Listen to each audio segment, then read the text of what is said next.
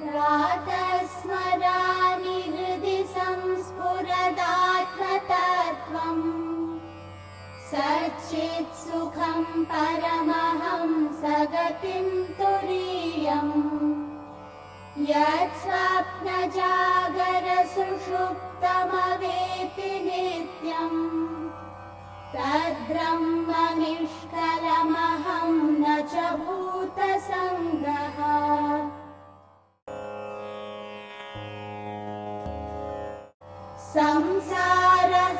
संसारस्वप्नतुल्यो हि रागद्वेषादिसङ्कुलः स्वकाले सत्यवद्भाति प्रबोधे सत्यसद्भवेत् तावत् सत्यं जगद्भाति शुक्तिकारजतं यथा यावन्न ज्ञायते ब्रह्म सर्वाधिष्ठानमद्वयम् उपादानेऽखिलाधारे जगन्ति परमेश्वरे सर्गस्थितिलयान्यान्ति बुद्बुदानीव वारिणि सच्चिदात्मन्यनुस्यूते नित्ये विष्णौ प्रकल्पिताः व्यक्तयो विविधाः सर्वा हाटके कटकादिवत् यथाकाशो हृषीकेशो नानोपाधिगतो विभुः तद्भेदाद्भिन्नवद्भाति तन्नाशे केवलो भवेत् नानोपाधिवशादेव जातिवर्णाश्रमादयः आत्मन्यारोपितास्तो ये रसवर्णादिभेदवत् पञ्चीकृतमहाभूत सम्भवं कर्म सञ्चितम् शरीरं सुखदुःखानां भोगायतनमुच्यते पञ्चप्राणमनो बुद्धि दशेन्द्रियसमन्वितम् अपञ्चीकृतभूतोत्थं सूक्ष्माङ्गं भोगसाधनम् अनाद्यविद्यानिर्वाच्या कारणोपाधिरुच्यते उपाधिकृतयादन्यम् आत्मानमवधारयेत् पञ्चकोशादियोगेन तत्तन्मय इव स्थितः शुद्धात्मा नीलवस्त्रादि योगेन स्फटिको यथा. The Atma Bodha and texts like Atma Bodha gives a direct perception of what the reality or Brahman is. It is no doubt tough or subtle, but it appears like that only in the beginning. As you get into the groove of study, reflection, understanding, raising doubts, answers, questions, it is a very, very sweet and enjoyable portion itself, by itself. What we think is this aspect of Vedanta, which is the highest aspect, is theoretical in nature, but practical Vedanta is something different. It is not so. This itself percolates down at the practical level. at the level that we are, our practices may be different, and that we need to do. The karma that we need to do, the puja that you are doing, the seva or social service or any act that you do, meditation that you do, pranayama, yoga, each and everything can be part of our spiritual practice. Study and reflection in the morning is also part of this practice. But what really sustains the inspiration within is the deep thought of the Atma. This type of knowledge, when it saturates in our personality, it slowly comes out and overpours as inspiration. What will maintain our inspiration in doing the sadhana is also this knowledge only. Many people are worried that we study the book, we study or attend the class, but nothing seems to happen at the practical level. There's no change at the practical level. Change is bound to happen. But all that you need to worry about as far as the knowledge is concerned is that it is only absorption. Slowly you go into the absorption of it. Once it is deeply percolated in your system, it will slowly start filling up your system. That is what is saturation all about. Saturation is like the clouds getting itself completely filled in with water when it saturates. And when it completely saturates, it overpours as rain. When only very little water is collected, then there will not be an effective rain. So we need to just worry about only getting the knowledge deep into our system in a very a systematic manner, and you need to stick to this only knowledge. Now all this particular verse, how do we convert it to practical? Don't worry about it. As long as it is there in the system, slowly the change in the thought process happen. Because the whole exercise of our sadhana is to reform our thought process, change our thought process. You cannot try to solve any problem by using the same thinking which has got you into that problem. So all the problems that we face in the world are because of our mind, because of our thought flow, particular type of thinking, particular type of a groove that it has got into. So we try more and more in various other ways, but more or less in the same area. So we are circling around the same thing. So that cannot solve the problem. In order to solve the problem, we have to get out of that problem.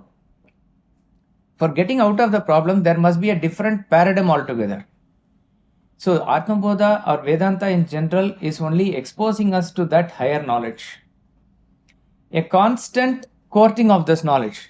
The clarity that we gain here is not only applicable in answering questions pertaining to Vedanta, in each and every small decision makings in our life also it applies. It will come. Because this is what Swamiji differentiates between intelligence and intellect. Development of intellect is this. At the right moment, the right decision taking capacity should be there. Clarity of thought should be there. How it can be done? See, I think who was the MD of Tata Steel before? Muthuraman, when Mr. Muthuraman was there, he was saying, in a context maybe, that when he wants to take up further recruits for Tata Steel or whatever organization, he will say that I want to avoid all the MBAs, he was saying. MBA is the most sought after course, and the graduates, once they are there, there is a campus interview and they are placed at a very high level vis-a-vis the other graduates. But what he was trying to convey is that you are made to think in a particular way, and you go through that particular course in a IIM or any XLRI or any institute for that matter, and then you are made to think in that particular way only. When a real life situation arises, confronts you, how do you approach it? This has to come from within. Okay, if the study of any school or college helps you in this, that is the real purpose of education. So this is called what we generally call as out of box thinking. What is out of box thinking? You have to go beyond the existing realm to understand. It's not that immediately we have to only think of something very different. It is applying our thought originally on this. When you apply your thought originally, that develops the intellect. For which, what is the material? The material is this. I remember when we were doing the course, there was Swamiji goes to trip for 3 weeks. He Then he takes classes for us 3 weeks. This is how the schedule is arranged for the whole year. And there was a trip to South Africa, and he was back. And the girls were unpacking the bags after the trip during the karma time. So for either for him or somebody else, he had bought a something, not electronic, mechanical nose, this clipper, that which removes the hair from the nose, that particular thing. So they were unpacking, it was a new thing. So one of the students, what she tried was, there was a small paper on the floor. So she tried to pick it up just to see how it works. It was not working. So she immediately said, Swamiji, this is not working, it's a new one. So what Swamiji said was, immediately he said, see, if you want to use it in the nose, you have to use it like this. That is, I don't, I will not do Shirasana to use that. You have to stay upright and use like this. So immediately, for whatever she tried like this, it happened. This he said in the class, and this he said casually, and this is not a very big deal, what we normally call as common sense. This he said, how does it strike a person? He said, this strikes me only because I was rooted in Kshara, Akshara and Uttama Purusha. He said, what has Kshara, Akshara and Uttama Purusha got to do with picking a paper or a nose clip? But this is what is the connection, which we may not be able to convey on a direct cause and effect relationship.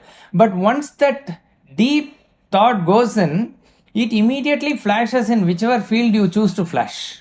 This is what is the intellect all about. So the study of the subject invigorates the intellect from within, original thinking from within. That is why of late to everybody, Swamiji recommends that we do the e-learning course. E-learning course is the 3-year course that is done in the academy. It's all available now in a very neat format of video lectures. Unless otherwise we get into it, we will not know the benefit of it.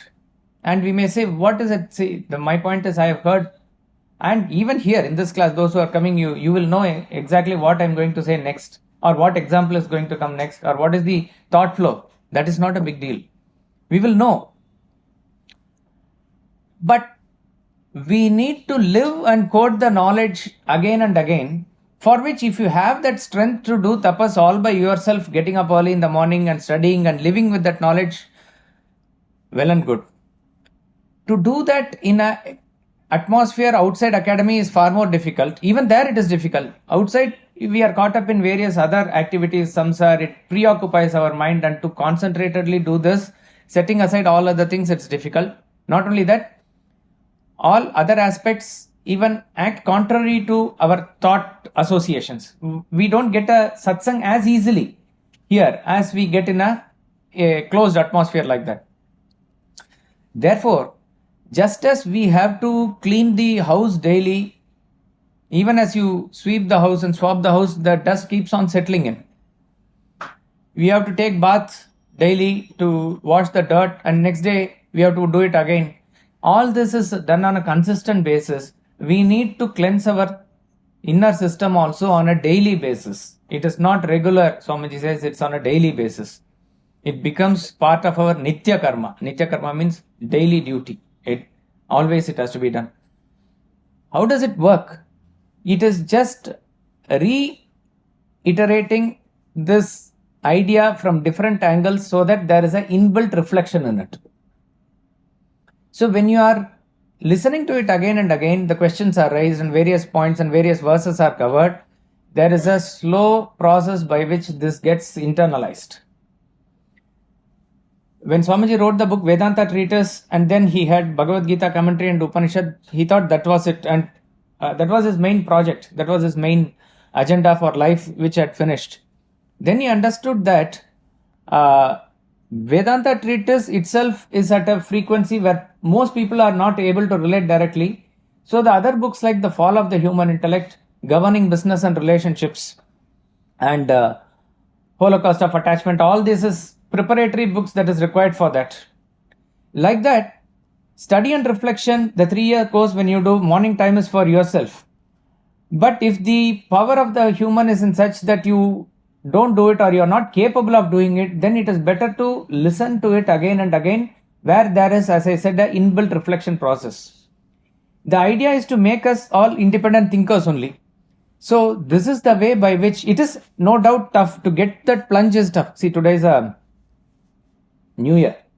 According to our calendar, today is a New Year. Tomorrow also Bengali and Assamese and Punjabi also, they more or less celebrate in the same time. In South today they give a, we are supposed to eat neem leaf. Neem leaf is supposed to be, it's very bitter. For whatever reason, I do not know from the physical point of view, but Paramacharya gives a very philosophical explanation for it. Beginning of the year, you eat neem. End of the year, which is like the Pongal time, you will get sugarcane. That is the harvest. So this is the process of sattvic happiness. Sattvic happiness always begins as a poison, but it turns out to be like nectar. E-learning is like that, maybe. It is not very easy. It is not very easy to take the plunge or begin or start anything for that matter. It is doing exercise or any good thing, any right thing for us in life, but it becomes very enjoyable later. Not only enjoyable, obviously it is beneficial. So with this thought, we have to study Atma Bodha. That's what I wanted to give a brief introduction on this. And because these verses are giving the idea of Brahman from various angles, so each and every example you go through it on a separate basis, understand the concept, then you will find all of them together give a very beautiful picture of Brahman. We'll chant verse 8. उपादाने खिलाधारे जगन्ति परमेश्वरे सर्गस्थितिलयान्यान्ति बुद्बुदानि वारिणि. Like bubbles in water, the worlds arise from, exist in, and dissolve into the Supreme Lord, who is the material cause and supporter of everything. Verse 7 talks about, the word used there is adhishtanam, sarva adhishtanam.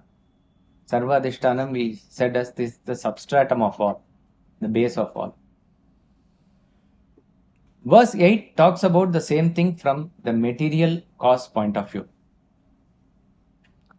Similar principle is given here. It is said it is Akila Adhara. That is supporter of all. More or less the same meaning, only a very fine difference if you want to make it out. A cause that supports the universe. A material cause that supports the universe. See, Jaganti. Jaganti means the worlds. Worlds means all the worlds that you can conceive of. World means the whole thing is the world. You take the waking, dream, deep sleep, all aspects of experience, or you say different people experience different worlds or invisible worlds, whatever be it. The entire worlds, everything put together. Sarga Sthiti Layan Yanti. Sarga means creation. Sthiti means where it exists. Laya means where it dissolves and merges back. Which in English sometimes we use the word destruction. It is not destruction as we understand in English, but it is Laya. Laya means it goes and merges back.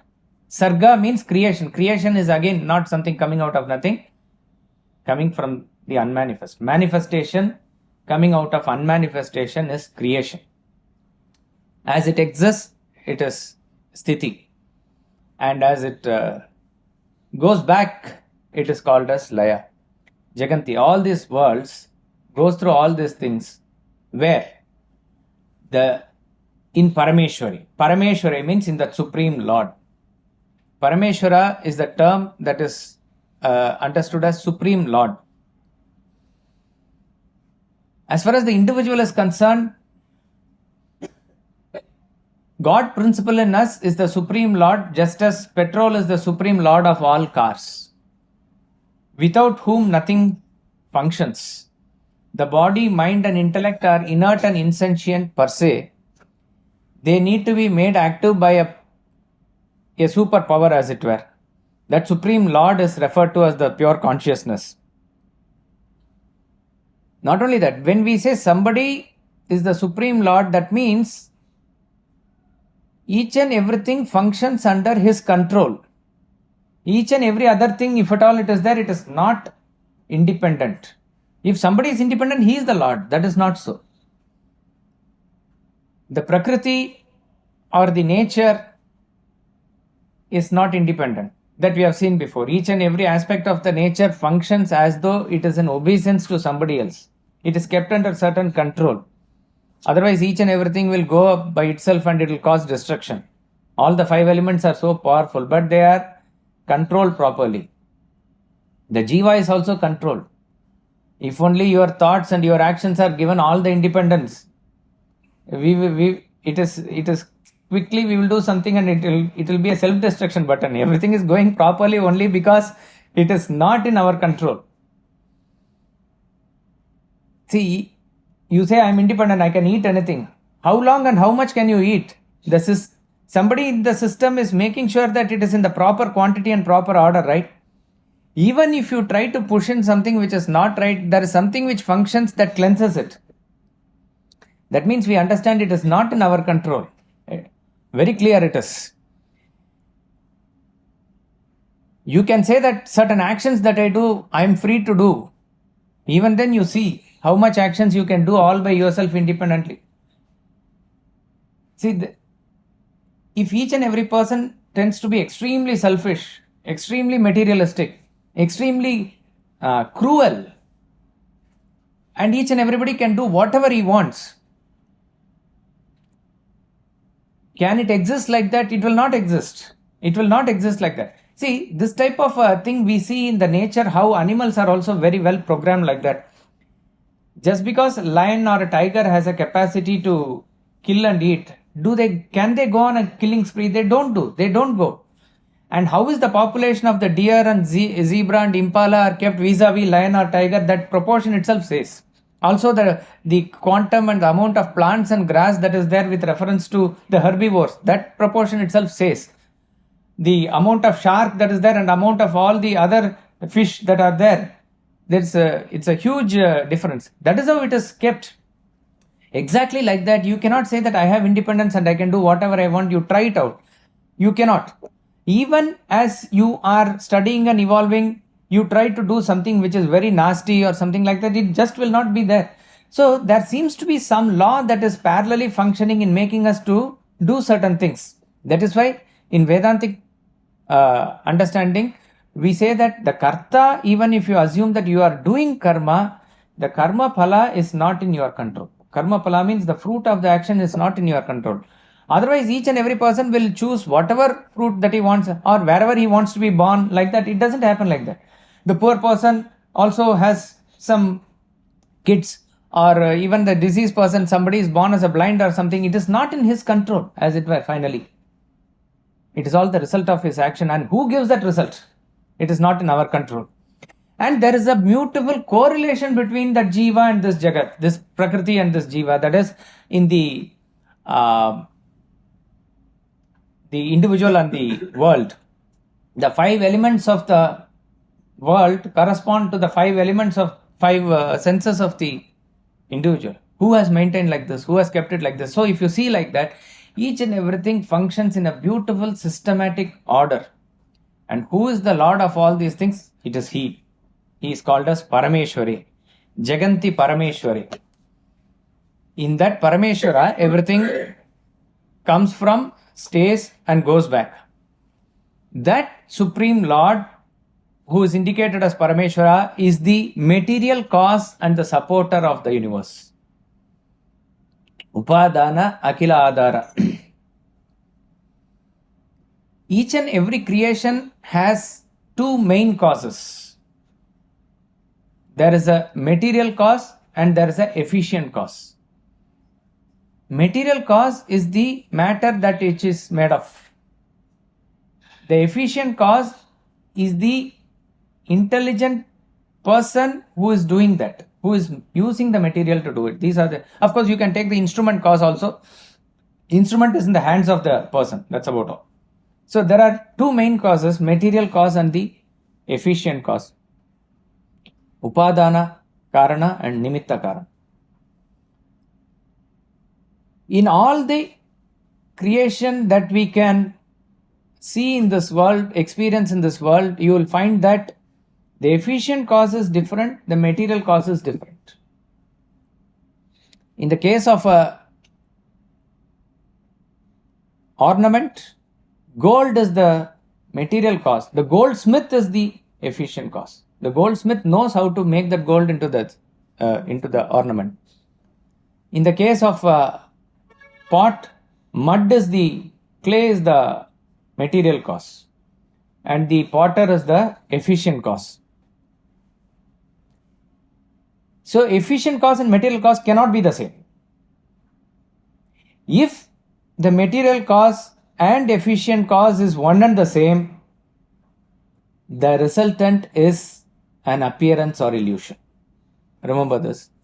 If the efficient cause and the material cause is one and the same, then the appearance has to be an illusion. In our experience, such an example happens only in the case of a dream. All the jada or the inert objects of the dream that you see in the dream, that you experience in the dream, the persons in the dream, is nothing but your own mind. It's just the mind that has projected itself as the dream. Now, who is the author of the dream? Your own mind only. Who is it who created the dream? If you want to ask, you only created, your mind only created. And with what your mind created, did it bring something from outside to create the dream? No. It only created itself out of itself. So dream is a good example. This example fortunately is covered in the 6th verse. That's why dream example we are taking. Now when you wake up, you understand what was the dream. Dream was an illusion. Dream had a relative reality as long as it was existing. But then later you saw that it was not there. So from the point of view of waking up, from the point of view of the adhishtanam, it was not there. So whenever the efficient cause and the material cause are one and the same, what is produced is an appearance, it is an illusion. There are different types in which we can understand the relationship between cause and effect. This verse gives it from the point of view of material cause. You say in one angle or one example that father is the cause and son is the effect. Here the cause is also there as it is, the effect is also there as it is. The effect has come from the cause. The effect has come from the cause. If you analyze, the essence of the cause has slowly grown into the effect, and the cause remains as it is, and the effect is come out of the cause. Cause is seen, effect is seen parallelly. In the case of seed and tree, the cause is the seed, the effect is the tree. Cause in that particular form gets destroyed, or you can say that seed evolves into a tree, grows into a tree. But in that particular form, seed which was there, it is not there anymore. This is one way of understanding cause and effect. This can be maybe further understood if we take that egg and snake example. Snake comes out of egg breaks and snake comes out. So that destruction of the seed is there, destruction of the cause is there, effect is something else completely different. That is like a snake, if you take that scope of that example. If you take the milk and curd example, what you leave as milk overnight, same quantity, same vessel, everything, but changes into curd. Parinam. The cause changes into effect. You don't identify the cause in the previous form, it is there in the new form.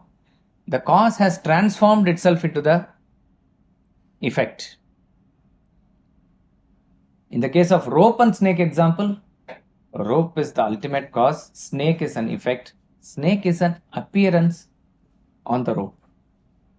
Rope does not directly produce the snake in the ignorance of the rope, you may project it as a snake. This is called as Anyonya Bhava. Anyonya Bhava means you see either rope or the snake.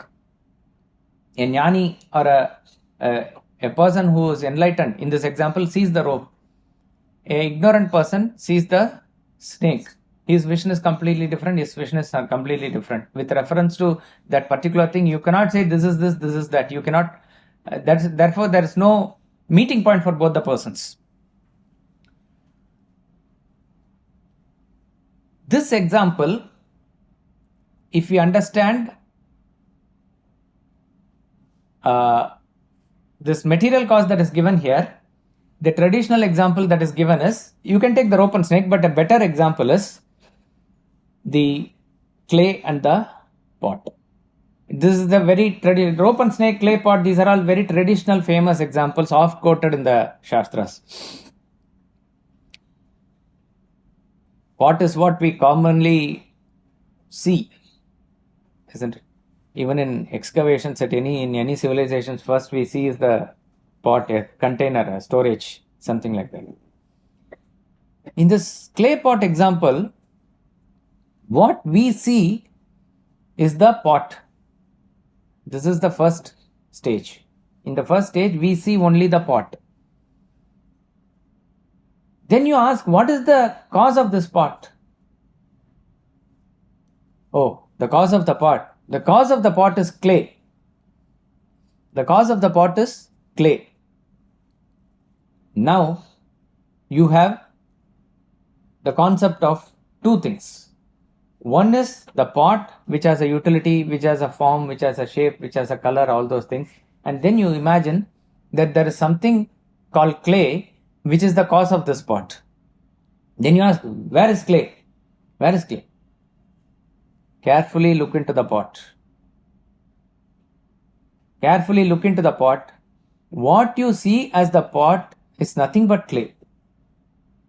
What you see as the pot is nothing but clay only. So in other words, the cause pervades the effect. This is the third stage. First stage is pot is there. In second stage, clay is introduced. Clay is the cause of the pot. The third stage, that you understand as the cause of the pot, which is clay, is not different from the pot. You look at it carefully, that itself is the clay. That itself is the clay. So, this pervades the pot. The cause pervades the effect. And the next is what is very deep and important. So therefore, when you go into the absolute causation point of view, it does not allow any effect. I repeat, when you go from the absolute, therefore, causation point of view, it does not allow any effect. In other words, clay does not become a thing called pot. This has to be very deeply thought about. Clay does not become a thing called pot. Just now we said this is the material cause. It is the clay which has made us pot. All these examples we gave. This step by step only takes us from what is known as a vision of the pot to vision of the clay.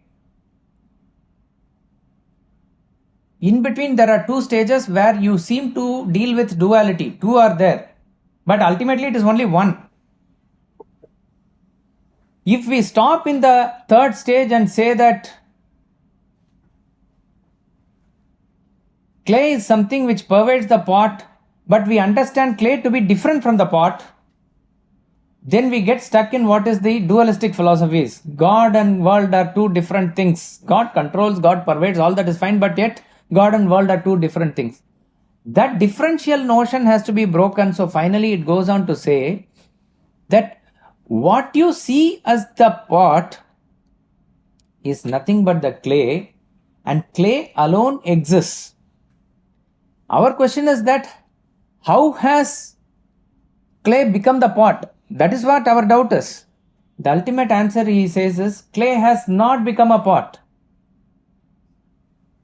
But then what? Then it appears as the pot. Carefully understand. The clay appears as the pot. Clay does not become the pot. Take again the dream example. In the dream, you saw a dream wife, dream child, and dream moon. Did your mind become each and every one of them as a thing? No, they were not a thing. The same mind appeared as a wife, the same mind appeared as a child, the same mind appeared as you, the dreamer, the same mind appeared as the river and the other jada things that are all there. So therefore, it is only an appearance. So when we talk about the material cause here, the material cause does not actually become a thing. So here what we need to understand is, what is it that is a thing? See, why again you have to understand, when we give the clay pot example, there is a limitation of all examples and there is a limitation of this example also. What is the limitation here? The limitation is, in the example, clay is also a thing, pot is also a thing. Both are matter. One thing becoming the other is what is understandable. But here what we say, pure consciousness is consciousness. It's not matter, it is consciousness. And all the other things are things. What is the definition of a thing? What is the definition of an object? A thing is that which you can experience. That which is an object. That which is either perceived or felt or conceived or thought of, that is called as a thing. That is called as an object. By that definition, what is subject? Subject is that which cannot be experienced. That which remains only as the experiencer. That is the subject. So, subject can never become an object. All the objects appear in the medium of the subject. This is the reality. All the objects appear in the medium of the subject. To make this point clear only, the example given in this verse is very helpful, very nice. That budbudani iva varini, in the ocean or in the water, how the bubbles appear. What is this bubble? Bubble seems to have a separate existence from ocean. It seems to have a separate existence from ocean, but it is not separate. It cannot be separate. Bubble does not have a separate existence or independent existence of the ocean. Very interesting in this example. The entire existence of the bubble is dependent on the ocean. Ocean does not permit the existence of bubble independently. Ocean is independent by itself and ocean alone exists. What you see as bubble, which has a different name and different form, is also essentially the same water, same ocean. For the time being, it appears like this. And where did that bubble come from? It came from the ocean. Where did it exist? It exists on the ocean. You take bubble, you take wave, whatever it is. Where did it finally merge back? It goes into the ocean. All the worlds that are there is exactly like that. If we extend this example, it also fits in one more beautiful point, that whatever you can consider as this, all this magnificent universe, various big thing which we can never even conceive of with our intellect, the enormous proportion in terms of time, in terms of space and everything, all that is what? Bubbles when compared to ocean. So what is that bubble? Bubble is everything that you conceive of. It's your microcosm, macrocosm, universe, whatever it is, everything, you and all the worlds put together, it is all merely bubbles in the ocean of Brahman. What really causes the bubble in the ocean, we really do not know. But one thing we can say is that the vastness of the ocean itself is there. Maybe that you can say as an answer to soothe our mind. That's about all. Because we don't see bubbles in this water, right? We don't see bubbles or waves in the bucket of water. But when a big ocean is there, naturally it is there. Like that it is. So the bigness is the very definition of Brahman. Brihat Tamatvat Brahma. That which is the biggest. Biggest is the Brahman. So obviously there will be bubbles. Here, the material cause of the bubble is exactly the same. It is nothing but the same water. So there is no differentiation at all. So if you understand this, Upadana, the material cause, and Akila Adhara. Akila Adhara means for everything it is the same. This is the same thing. The Brahman is the material cause. All the worlds of your experiences arises from Brahman, exists on Brahman, and merges back into Brahman. So go over that pot and clay example again and again, because that is the one of the quintessential Vedanta is explained there. Yes, sir. In these examples of publication and other things, sometimes the scriptures give an example like pot, clay and pot, but material cause being same. And sometimes they give an example like the silver and oyster, where there is no correlation between material cause and other thing. Now, when do they give these type of examples, and can they be used interchangeably? No, not interchangeable. That is why each and every verse is giving one particular thought, one particular example to understand that particular aspect of it. Because we are trying to understand something which cannot be understood. There is no via media. When Swami Ramtirtha explains the intrinsic and extrinsic illusion, he says there is no chance of any conjecture or anything here, because there is nothing parallel that can be taken. So we are using the limited comparisons, upama, and examples that are there in the thing, and we are trying to give one aspect of it. So when you think that is, I have got it, now it is fixed. No. Another angle, another example. So very classical case is that in that Mundaka Upanishad where the spider example is given. That is also for the material cause. It's a very, very beautiful example. That spider is the efficient cause and the material cause as far as the web is concerned. Who spins the web? Spider only spins the web. Does it bring any material apart from it? No. It is its own saliva or whatever it is with which it brings. And not only that, having transformed like that, does the spider go away, or does it become any less or more? It does not. Spider remains as it is. It does not become a fat spider or a thin spider. It remains as it is. Like that, here also we can say after the bubble bursts back, does it increase the ocean quantity, or when bubble comes, does it decrease? No, it does not. So in this spider example, the material cause is brought from within him, that is there. And second point is, having spun it as though it is not caught in it. Very interesting. So it remains independent as it is, as though the master, Parameshwari, that also you can do. But there is a what if you extend that example little far to understand whether spider has a motive to spin the web. Does Lord have any motive to do this? There's no motive. So there's a limitation. So each and every example has 1 or 2 points, maximum 3 points of comparison, and that aspect has to be taken, and then you store it by the side and you work on it, reflect. That is like solving a jigsaw puzzle. You take one piece and put it there. When you have this piece in hand, try only to fit it in that particular place. Now don't try to establish connection. Next piece, when you take, you see where it fits in. There you fit. Automatically, finally, it gives a full picture. That picture is completely different from what each and everything that we see as independent pictures that we have. But we also said that if the material cause and efficient cause is the same, then whatever happens is the individual. But in spider and this web spinning example, the material cause and efficient cause both are where we see that web, which is apparently like That's what I'm saying. It has its own limitation. See, here also, if you go into technicality of the example, you have to say that the saliva of the spider is different. You have to go with the spirit of the example. So you can say that suppose if it has taken from the mouth and kept it separately, then it is a different thing altogether. So don't extend the example too far. It has not brought any material outside it. That is the scope of the example. Sir, Yes. what is the difference between Adhishtanam and Akhiladhara?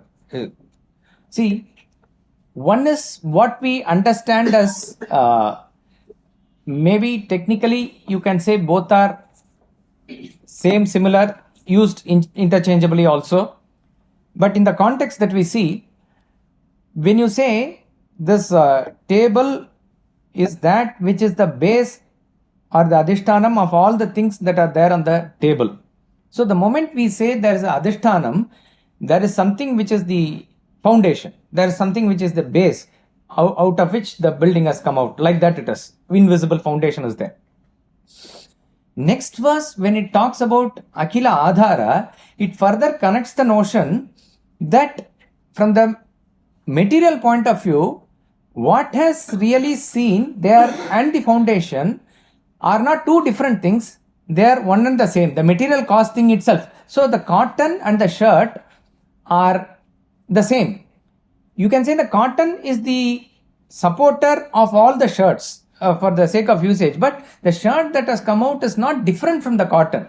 So when you understand it from this angle, you can use the word adhara. I'm using both the words in the context of verses 7 and 8 as it is used here. So there you can say one is foundation, another is a supporter as in a material cause. Yes, sir. This spider example, Yeah. to what extent does it have similarity with the Poornam Adah, Poornamidam? Purnamada Purnamidam, I don't think you can fit in spider example in that Purnamada shloka. Purnamada Purnamidam says that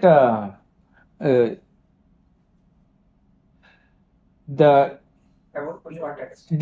Jagat that has come out, which we perceive as infinite world, has come from that absolute infinite, which is the self. The essence of that mantra is that having taken out the world from Brahman, this infinite from that infinite, that remains as it is. So, remove that spider example here. Otherwise it sort of gives an idea that if you take something out of that something, then actually it should be either reduced or nothing should be there. But if the original thing remains as it is, that means what has come out is apparent infinity. This is the point of contemplation there. Having got out, one person has taken out snake out of the rope, one person has seen a hose pipe out of the rope, one person has taken out a crack of the earth out of the rope as it were. But does the rope become any less? Rope remains as rope, full, Poornam, Paripurnam. Therefore, what is the conclusion? The conclusion is what you have taken out is not something very substantial or real. It is something that is imagination. That is where that mantra leads to. Very powerful mantra.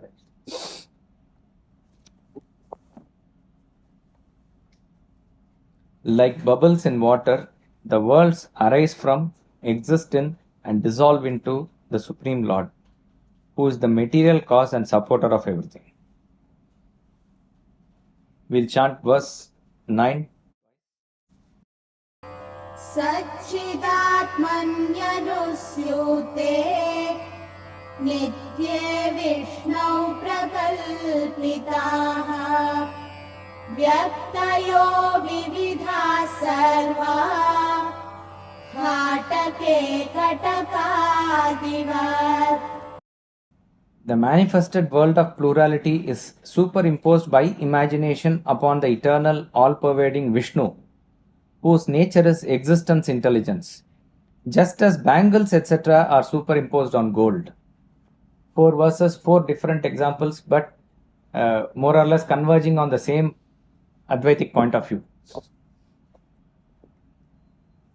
If you again and again ask the question as to how a child will curiously or inquisitively ask, but how, but why, tell me now, how did it come? Why did the clay become pot, or how did the clay become pot? So ultimately, you have to understand that the question is not answerable only because the question is fallacious. The question why itself is part of the causation. In other words, you are asking why there is why. That's all you are asking. So the grand concept of Maya is the power that is given to the Lord by which it all appears like that. Why it appears? Maya is the answer given. You have to as I said, decode it by only stepping upon the reality, then you understand it is not so. It is not so. What is this power? Appearance, when we say that which is clay in the example without any name and form appears as a pot with a name and form. That is the play of Maya. That is the power of Maya. So that which is the eternal reality, unchanging, infinite, appears as changing, finite, unreal, falsehood that we see. That which is the consciousness or chit appears to us as the jada or the inert objects without any life. That which is unbroken bliss of ananda appears or experienced by us as limitation and sorrow. So exactly like opposite is our experience, but it is not so. It does not accept it. It does not admit it in the root cause. But why does it appear like that? That's what is the play of Maya. This is further given a hint in this verse. Sat-Chit-Atmani Anusyute. Anusyute means that which is enveloping all pervading. Vishnu term is given here. This is aside, not maybe directly related to Atma Bodha. Just one verse earlier, he has used the term Parameshwara for the Supreme Reality. In this verse, he has used the term Vishnu for the Supreme Reality. And various other places, some other terms are used. Whether it was consciously used or whether it came and it fits in, we really do not know. From the absolute point of view, there is absolutely no differentiation at all. All is one reality. But usually the term Parameshwara from our angle is used for Lord Shiva. Vishnu is used for Lord Vishnu. And with our limited perspective and understanding, we keep on fighting, maybe in his time or any other time also, that there is a fight between Shaivites and Vaishnavites. Now it may not be so. Some other fight is there. At one point of time, Jains and Buddhists and then Orthodox, Nyaya, Visheshika, they were fighting with each other. Or Jain and Buddhists may fight with each other. Now it is all different. It could be Islamists and Christians and they can fight, or Hindus and others can fight. All that fighting happens only if we don't go into the root. If you go into the root, there is no duality at all. There is no chance. When there is no duality, there is no chance of fight. All the fight happens only at the surface level. Depth of the ocean, there is no wave. Otherwise, in the surface of the ocean, only the two waves can collide. Like that it is. So if our knowledge, if our understanding, if our depth is not there, then we tend to get into quibbles and quarrels, understanding it in a limited way. But these two verses, if you look at it from that angle, resolves it in one go. That the same reality is Parameshwara also, the same reality is Vishnu also. Vishnu and Parameshwara are not different from each other. A person who differentiation, he only reveals his ignorance. It is only his ignorance. That's about all. Okay. Nitye Vishnu Prakalpitaha Sachidatmani Anusyute. The Swarupa or the ultimate nature of Brahman is given by this beautiful term Sat-Chit. Sat-Chit-Ananda we say Sat-Chit. Here the term Sat and Chit are used. Sat means reality, existence, absolute reality, absolute existence. Chit means absolute consciousness. We said in the last class that each and every experience of ours in this world, each and every manifestation that we see is nothing but the expression of the Sat-Chit-Ananda only. The gross bodies of all the beings and the physical structure that we see, physical bodies that we see, they are but manifestation or expression of the Sat aspect of the Brahman. all the living beings moving about here or there with an awareness which we understand as conditioned consciousness is nothing but the expression or manifestation of the pure Chit. So that what you see as existence and knowledge in the world in a limited sense, our knowledge is limited, or the person that you see, his knowledge is limited, which you are aware of that knowledge, and the existence that you see in a particular name and in a particular form, which is a limited existence, is nothing but the expression of that Supreme Brahman, whose real nature is Sat-Chit-Ananda. The Sat-Chit-Ananda concept he is going to explain further in, I think, verse 24 or so it is going to come. But he is using the term here that Satchidatmani Anusyute Nitye Vishnau Prakalpitaha. This manifest world of plurality is nothing but a superimposition of that absolute reality, is superimposition by prakalpitaha. Prakalpitaha means your own imagination. It is your own thoughts. It is your own projection. But what is there actually is that supreme reality only. Nitye Vishnu Prakalpitaha. Vyaktayo Vividha Sarva. So what is actually one appears as many. You can say one becomes many, but become is not the right word. One appears as many. This one becoming many or one appearing as many is further explained in the next verse. Another beautiful example is given. So, how does this happen? This happens only when the reality is going through the prism of the equipments, which is what he is going to say in the next verse. Now, here, two words that he uses, Nitya. Nitya means eternal. Eternal is something which is always there, which is there in all points of time, which is beyond time. Time is again an intellectual concept. Space is also an intellectual concept. What we think is, or what normally a person understands is, that this world is a picture which is drawn using the coordinates of time and space. You draw various graphs in the geometry notebook using the x-axis and y-axis. So in our understanding, x-axis and y-axis is constant and the graphs we can keep on changing.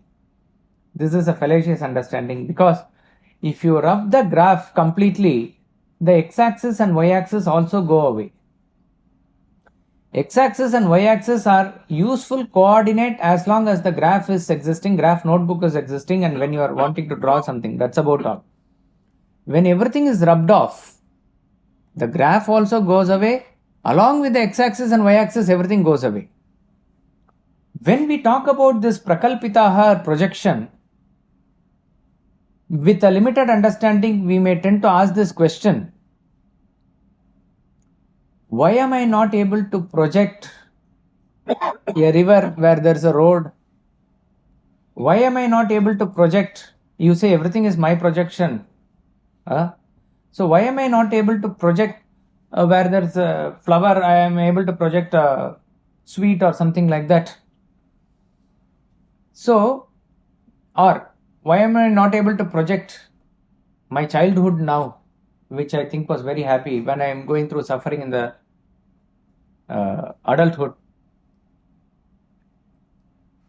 This why term, which is indicative of causation, is always in association with the other two terms, which is when and where. When is associated with time, where is associated with space, and why is associated with causation. We saw in the pot clay example also, right? When you say clay is the cause, pot is the effect, only when two are there, causation itself is there. So the why thing comes only when you accept the pot. And the moment one thing is there as the manifestation, it has to exist in the time-space coordinates. So time-space causation are inseparable concepts, as it were. Time-space causation is Maya. Remember this. Time-space and causation is Maya. Because if somebody asks, when is the world created, he is only actually asking, when is the time created? When is when created? Why is why created? Where is where created? This is a question that is not accepted because it's a logically fallacious question. So, it is only an appearance. Again, you have to understand it is only an appearance. Prakalpitaha. So, your imagination is not, Swami Ramtirtha says, when you ask this question, when and where, carefully analyze this question. That it is there and not here. You say, I am here, not there. I am now, I was not 100 years earlier or 100 years later. But this here and there, which is space, then and now, which is time, is it not in your awareness? Who is saying then and now? 100 years, is it not within you, in your thought, in your awareness? There and here, is it not within you? So time and space and causation is within you. It is not something outside you. It is a function of your intellect. That's about all.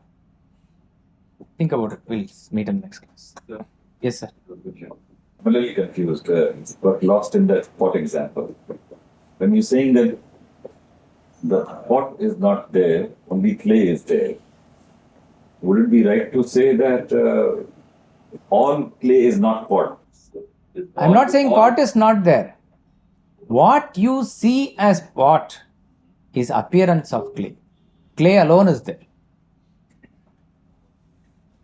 Clay alone is there. So clay does not admit in itself an effect. It is ultimate causation. We'll conclude with Poornam Adah Poornamidam Poornat Poornamudachyate Poornasya Poornamadaya Poornamevavashishyate